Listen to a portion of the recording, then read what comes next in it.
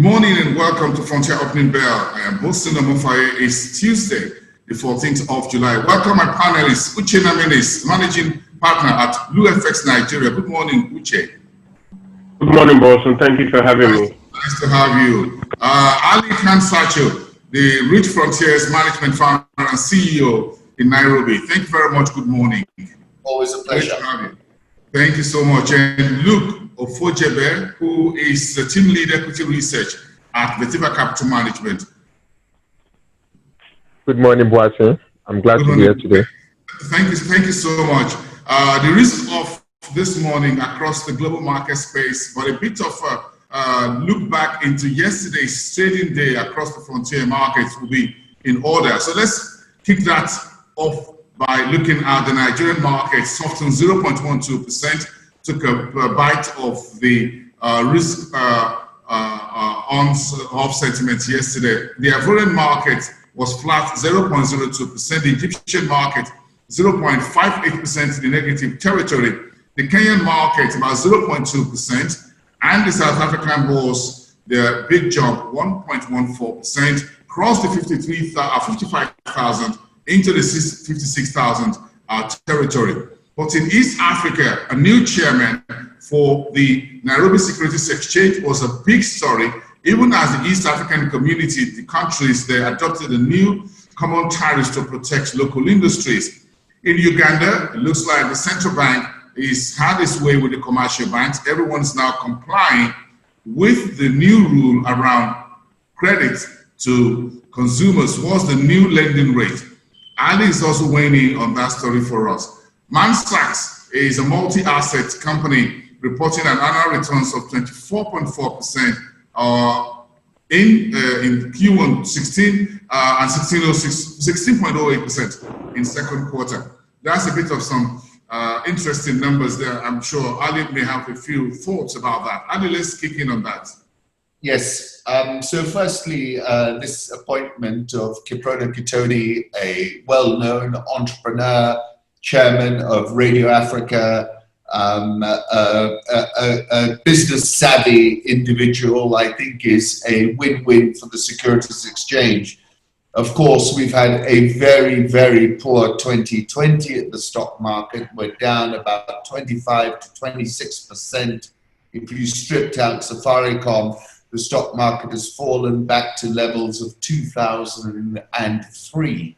Just to give you a flavor of 17-year lows. So I think it was important that the bench was freshened up. I think Kiprono, dynamic ex-head of Kenya Chamber, knows which buttons to press in order to get people reinvigorated and excited once more about the capital markets. So very positive appointment, and I think we should see some improvement over the next few months.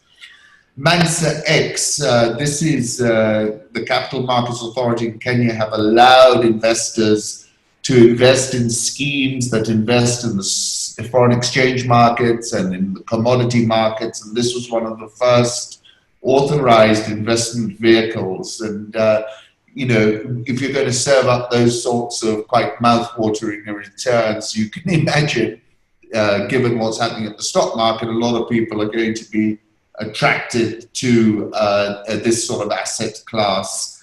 Ugandan banks, yes, this was the whip being cracked by the government, very unhappy at the spread widening, lower official interest rates, but higher commercial borrowing rates, and basically cracking the whip on the banks and saying, no, this is not on. So we've seen some improvement, but it's very difficult. I think the bank's probably trying to avoid any interest rate capping legislation, which we saw here in Kenya, which has now been reversed. EAC adopts new common tariffs to protect local industries. This story is obviously a Pan-African one, right? We want to encourage local manufacturing, whether it's you guys in Nigeria, whether it's us in East Africa. It's clearly critical to the next decade as to how much we increase our manufacturing base. But just to mention, the EAC has been quite disjointed. There's been a sense that President Magufuli in Tanzania has gone in a different direction. They used to call it the coalition of the willing. The question is, how coherent is the EAC? And some folks within the EAC are unhappy that President Trump is talking directly to President Kenyatta about a free trade agreement. The question is, how do you align that free trade agreement with the community? And I think that will be a challenge in the next few months, and something that one should not forget is in the background. Yes, it's not going to be forgotten in a few months' time. The East African community seem to have a better hand of a coalition of the willing over the years, and nobody wants to see that fall apart. West Africa is trying to form a better coalition than even the East African region, as much as the East African region. So we can use a whole lot of stability in terms of trade, common trade, and all of that, local production across the East African region. But the big story, thank you, Ali, the big story around the currencies market is the currency conundrum, and that's a conversation with Uche in a minute. It looks like the virus, the coronavirus, has eaten into the marketplace, and sentiments are off all over again. Where are we at the moment? Right. It is starting to be that issue whereby investors, market participants are caught in that in-between place of saying what exactly will be mattering in the market in the near term, in the immediate term, what our economy is looking to do in that regard. OPEC sort of put out this report that they might be looking to cut or increase production in August. At the same time, they can't go all out, given the fact that the coronavirus cases are starting to increase. In that regard, that might affect their plan in terms of trying to stabilize price going forward. And it's very important because every analysis you're looking at, every forecast you're looking at will will be nullified if economies start to go back into lockdown mode, given resurgence in coronavirus. Some states are starting to implement some level of restriction now in terms of public socializing places. Arizona, for example, Florida also put out something out there saying that we don't want this to come out, because right now the US is recording highest daily coronavirus cases since the pandemic has started. So that risk is there underneath. Market participants are looking to price that. We can see those different effects in the currency market too. We can see the Australian dollar, the New Zealand dollar, those are convergent currencies sort of reacting in that regard, shifting between risk off and risk on as a result. However, very importantly, we are looking at a situation whereby investors and market participants are starting to feel that the Federal Reserve and Central Bank will always come to their aid. So we are seeing significant, should I say, appreciation, price valuation in different asset classes in the US and developed market, and that is also transferring. You can see that transferring into emerging market currencies like the South African rand as a result of that level of confidence in that investor space. So once we are in that place whereby market participants, investors are starting to price in risk at the same time, considering what policies will be implemented in the near term. Interesting. We'll come back a little bit to the global space, because it doesn't look like it's a very positive Tuesday. Singapore reported 40% decline in its economic growth overnight. The OPEC meeting is tomorrow. There are a whole lot of risks on the street. How all this been priced in remain everyone's guess. Again, let's talk about the West African and Nigerian market. And of course, Angola is in the news. Its Eurobond yesterday went up to about 20.99%. We'll get to that in a short while. Meantime, Nigeria's central bank yesterday stopped FX access for maize imports to boost local production. AFDB got a new chief economist and vice president in charge of economic governance and knowledge development. We heard overnight that the Nigerian president has sent a special envoy to the US President Donald Trump to negotiate a safe passage Kwakumi Adesina, the Nigerian-born president of the AFDB. Meantime, Ghana Reinsurance is putting 9 million shillings as dividend in the pocket of the government in Accra. In Cote d'Ivoire, this is venture capital, RFC, International Finance Corporation, are putting 25 million euros as a one-year loan into the Cote d'Ivoire's Ivory Coast Bank, NSIA. Uche, let me get back to you quickly, but before that, let me allow Luke Ufojebe to talk to the Nigerian equity space. What's it the news say around the consumer goods sector? What's the outlook from Vertebra Capital? Thank you, Boateng. So for the consumer goods sector, the base expectation is that we're going to see declines in turnover this year, mainly a reflection of the impact of COVID-19 on the economy. So we know during this period, consumer spend is most likely going to decline, mainly on the back of declines in disposable income. We've already started seeing cases of job losses, salary cuts. So we think that would definitely impact consumer spend during this period. So we expect consumer wallets to shrink. On that basis, we expect turnover for consumer companies to also decline in 2020.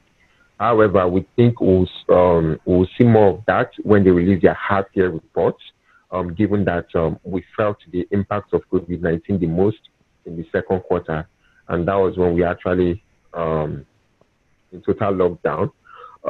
But going forward, in Q3, Q4, when we might have started seeing slight recoveries in the economy, we expect some of these companies to show much better performance compared to what they did in the second quarter. So on that basis, we expect.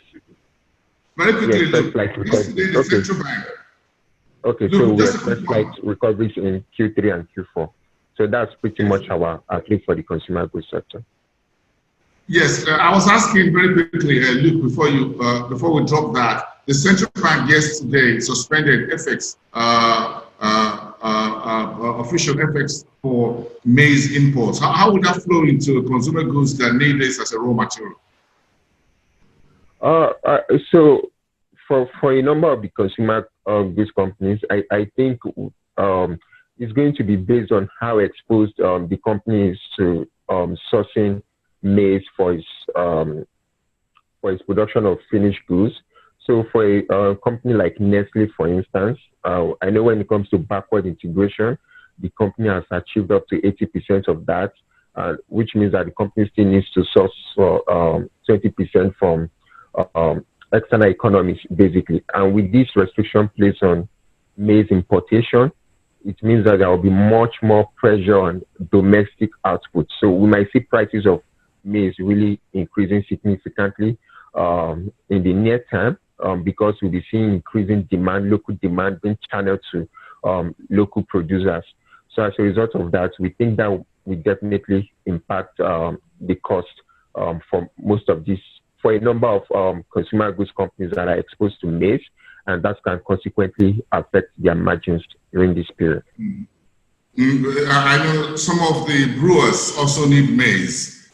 Guinness, Nigerian breweries, international breweries also need maize in some of their productions. But again, this is a story that is developing. We'll see how the local farmers are able to meet, and if they'll be meet local production, local needs, and see more clarity from the central bank moving forward. Very quickly, we'll come back to the Nigerian story a bit while. Let's talk about Southern Africa. I'm trying to get on the Angola story, where the country's inflation for the month of June rose to 22.62%, almost the same level as the yield on its Eurobond when the market closed on Monday. Rand was firmer, 17.73. The JSE climbed 1.41%. The Standard Bank is okaying the listing of about 200 million stock warrants for MTN Group. Ali, I'm sure you're interested in this Angola story. Things are not looking good for this oil-producing state. So you're completely correct. I think we've spoken about it before. There are multiple challenges for the administration. A lot of it was from the excesses of the previous administration, which they've been trying to bring under control. Debt to GDP is well over 100%. However, they've gotten a pass, I believe, from the debt moratorium initiative.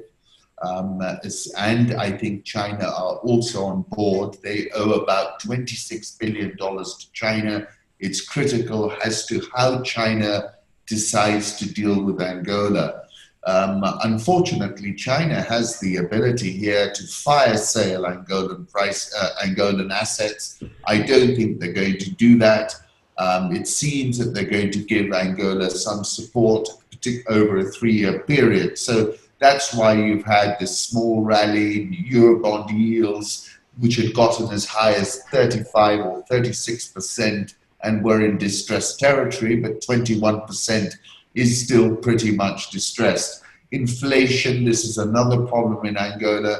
It was a purely oil economy, no focus on food and agriculture, something that the new administration has been trying to reverse, but it doesn't happen overnight. And you've got the weak currency, so you've got a perfect inflationary storm in Angola. With regard to the rand, we're now near the top of the trading range. I would be a seller at these sorts of levels. I think it's overcooked now to the upside from a trading point of view. I would be a buyer of Johannesburg Stock Exchange because I'm bullish on the commodity space and particularly gold. Standard Bank, that's MTN Group. Of course, the telcos are doing better than most. We all still need to communicate. We still need to participate in the information century, which has been accelerated by COVID. So I think there'll be a good take-up of MTN, notwithstanding quite a lot of volatility that we see amongst its various geographies. Nigeria, of course, last year, for example. But overall, I still think we're in a volatile period for Southern Africa. South Africa statistics, 28% test positivity rate. That means, 28 out of 100 have got it. Fortunately, the demographics mean that the case fatality rate is not as bad as we saw in Italy, where they've overtaken Italy on the number of infections. But nevertheless, I think serious challenges remain for our friends down south. Interesting. Globally speaking, Uchenna, do you see any silver lining in today's U.S. bank earnings that should be out on the street? Wells Fargo, JP Morgan, Goldman Sachs, Bank of America, and the rest of them. And what's your outlook on tomorrow's OPEC meeting? Do you think oil prices will correlate somehow with the direction for the currency? Do you think we have some news that could take some of the risks around coronavirus and what have you? We don't have a vaccine yet. We're still talking about it. No one is sure where it will be found and all of that. Right. So for the earnings report, we're not exactly expecting anything. Should I say significantly positive? The question here now, what's on it, is not what really reports would be, what the earnings reports would be, or data from this earnings report. It's more like how would the market digest it?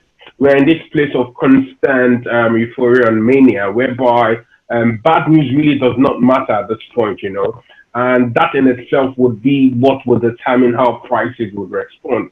We are seeing significantly, should I say, diversified relationship between equity prices and a lot of breadth indicators, highlighting that we are actually very, very overvalued. Ali was mentioning that he'll be looking at to sell the rand because it's at its top trading rate. However, we are in this point whereby overbought can remain overbought, because really people are not pricing in actual metrics or fundamentals to these things, and there is no real price discovery, as it were.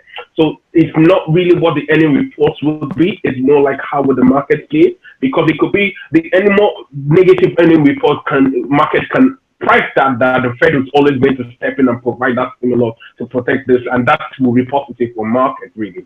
As regards to OPEC in itself, OPEC has they said Saudi have mentioned that they'll be looking to increase output by another 2 million barrels per day. That's dropping the total production quota from 9.7 million to 7.7 million. However, they are factoring the fact that economies would remain open and gradually continue to open. But if that is not the case, I'm pretty sure tomorrow's meeting is just going to highlight the possible flexibility going forward, that we can always reverse this, we can always increase our aggression towards production cost to sort of keep the stability of price going forward. Oh, okay, so if we cross those banks' earnings into the Nigerian space, what's your take, Luke, on Nigerian banks' earnings outlook for Q2? Okay, thank you, Boateng. So I expect earnings to drop for half-year reports for the banks, and that's just a reflection of the impact of COVID-19 on the economy. So we understand that for a number of borrowers that are still struggling during this period, a number of them will not be able to meet their debt obligations. So we might start seeing default in interest income as well as principal payments. So for a number of these banks, we think we'll be seeing non-performing loans during this period. So for some of them, they might want to restructure their loans and begin to introduce moratoriums in places where there were initially no moratorium, and probably extend the moratorium in cases where we already have moratorium. So for these banks, I see them restructuring their loans in order to preserve asset quality. But despite that, we should be seeing a significant drop in interest income for most of these banks. Then for fees and commission, that's non-interest income, I see sizable growth in that space, given that at this moment, a number of people are trying to observe social distancing, and they are showing increasing preference for cashless transactions. So you see quite a number of people making use of mobile platforms as well as internet-based platforms for transactions. So we think that will actually help to spur growth in fees and commission, and consequently help to induce growth in non-interest income. But I do not think the growth we'll be seeing in net interest income, in non-interest income, will be strong enough to subdue the impact of lower interest income during this period. So all in all, I expect earnings for banks to also drop during this period. Then for the half-year results, of course, I do expect the earnings to drop for half-year results. And I think that's also going to affect trading sentiment in the month of July, given that these when a number of them will start releasing their half-year results. However, for the banks, they usually release audited half-year reports. So typically, that's usually released in the month of August. So I think this month, that's July, investors might begin to take positions and begin to reduce their exposure to a number of stocks, including the banking stocks, in anticipation of the fact that quite a number of these companies are going to release unimpressive results, mainly due to impact of COVID-19.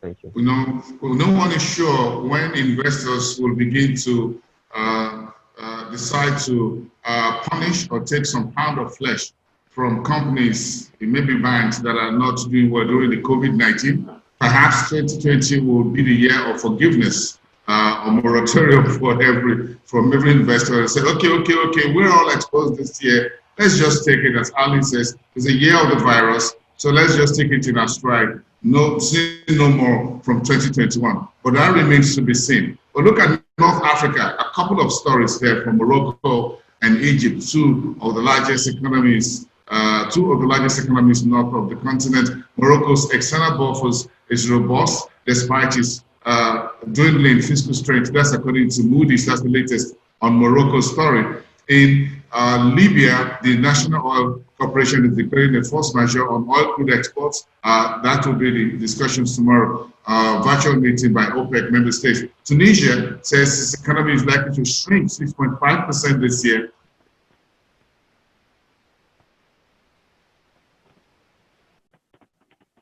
In North Africa, period, year 2020, IMF is forecasting 5.7% economic contraction. Ali. Yes, so and let me take it back to front. This 5.7% contraction is, I think, about right. We saw Tunisia report that the economy is expected to shrink by 6.5%, a 50% fall in tourism so far this year in tourism income. And Tunisia especially, and probably Morocco as well, because of the amount of tourists that go to that part of North Africa, will remain under pressure. The brightest economy, frankly, out of those spanning from Morocco, Algeria, Libya to Egypt is going to be Egypt, interestingly, where most people are expecting 2 to 2.5% positive GDP expansion. Whereas I think you're going to see a shrinking across the other North African MENA economies. We spoke about Libya yesterday. You're going to have this on-off force majeure. You've got very much a situation where you've got the General Haftar on one side, you've got Erdogan of Hagia Sophia, of course, that lot of issues around that church, which has been now made into a mosque. But you know, that has not reached its denouement. So you're going to see, you know, sometimes a bit of relaxation, then Haftar's going to push back. And I think that's what we're seeing right now. Morocco, external buffers robust, despite weak fiscal strength. You know, Morocco has good external reserves. It's got a balance sheet which many sub-Saharan African countries wish they probably had, because, you know, our balance sheets from east to west are kind of shot over borrowed into this COVID crisis as we speak. Fortunately for them, they've got some reserves. So interesting dynamics happening there. But for now, I would be keenest on Egypt as an investor. Okay. Final one, about 30 seconds from each of you. Nigerian president has reportedly sent an envoy to President Trump of the United States in Washington to mediate and look for a safe passage for Dr. Adesina to continue for his second term in office. The annual general meeting of the EFDB is set for August 25 to 27, just about 4 weeks from now. So let me start from you, Uchenna. What's your take on this? Well, I would. I'm not going to say it, and maybe for the audience or the viewers not to really read the political, should I say, ness or correctness of this statement. If the US wants somebody out, they will get the person out. It's where we are, really. And if they feel Dr. Adesina is not serving their best interest or is trying to in some way counter their directives or make them lose some level of control, he wouldn't be retained. That's it.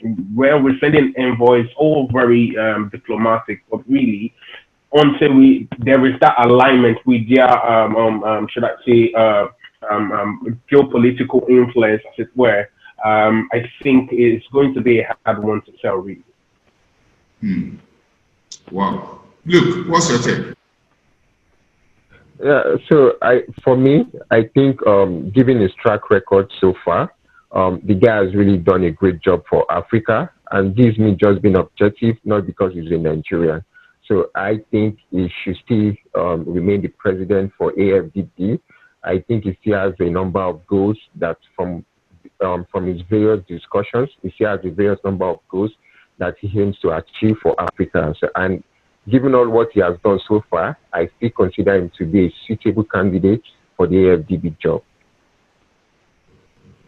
Thank you, Luke. Ali, what's your take? Do you think this sending a special envoy to Washington should have come a little bit earlier than now? Is it never too late?